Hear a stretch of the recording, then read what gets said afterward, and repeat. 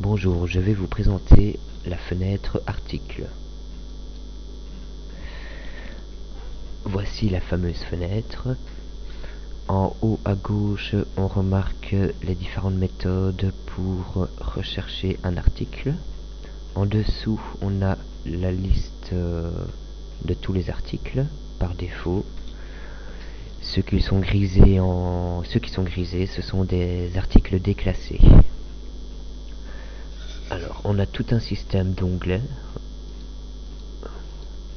qui change la partie de droite de la fenêtre et des boutons d'action principale. Imprimer, supprimer, ajouter, éditer.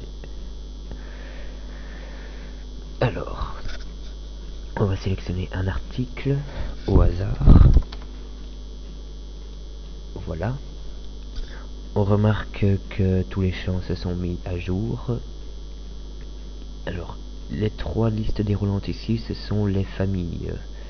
Famille principale, famille secondaire, famille tertiaire.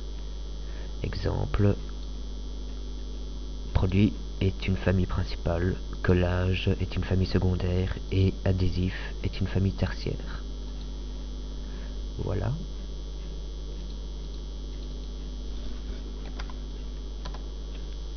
Je reviens sur l'article sélectionné auparavant.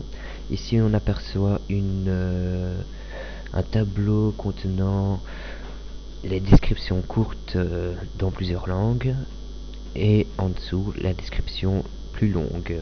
Mais il est quand même à noter que la description courte et longue ne doivent pas être pareilles. En dessous on a un tableau qui concerne les fournisseurs auxquels on a acheté les articles, avec leur quantité, leur prix, etc. Possibilité de déclasser un article en le cochant, de le publier sur le webshop, informer sa densité, c'est au niveau du CVSO, un champ pour sa péremption avec son nombre de jours indiqué. Ici une case à cocher pour demander à confirmer la date de péremption à la réception de l'article. À droite, nous avons un tableau sur les quantités. Attention, petite pause. Ici, c'est un tableau pour établir les règles de quantité sur les stocks, pour les commandes automatiques notamment. Ensuite, nous avons tous les champs divers qui sont personnalisables, ici aussi, ainsi que la liste déroulante pour déclarer la gestion de stock. En bas à droite, nous avons la possibilité d'entrer les codes barres ou codes EAN et les articles composés. Un article composé, c'est un article qui comprend plusieurs autres articles. Par exemple, un paquet de bureautique comprend des post-it, des bics, quelques feuilles et compagnie. Le deuxième onglet concerne les informations sur la vente de l'article.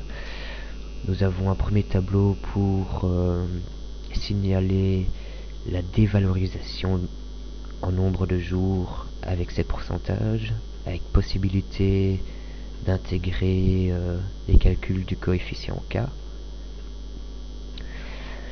Ensuite, nous avons un tableau sur les prix par quantité. On remarque qu'il y a plusieurs types de prix. Donc on peut mettre des prix spécifiques pour plusieurs types.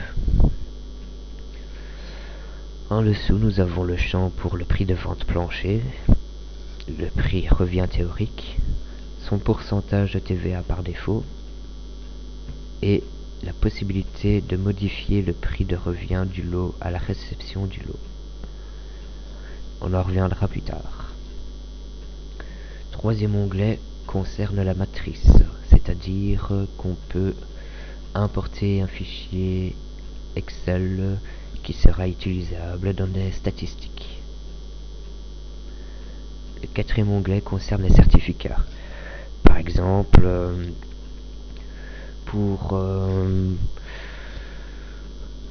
un système d'exploitation, il faut des licences, mais ça peut être des labels, des certificats de conformité, etc. On peut mettre tous les documents relatifs à l'article à importer ici. Dernier onglet, c'est la gestion d'images pour l'article même. Et on a un petit bouton Cveso qui permet d'établir les règles de Cveso pour cet article-là. Voilà, c'est tout pour le moment.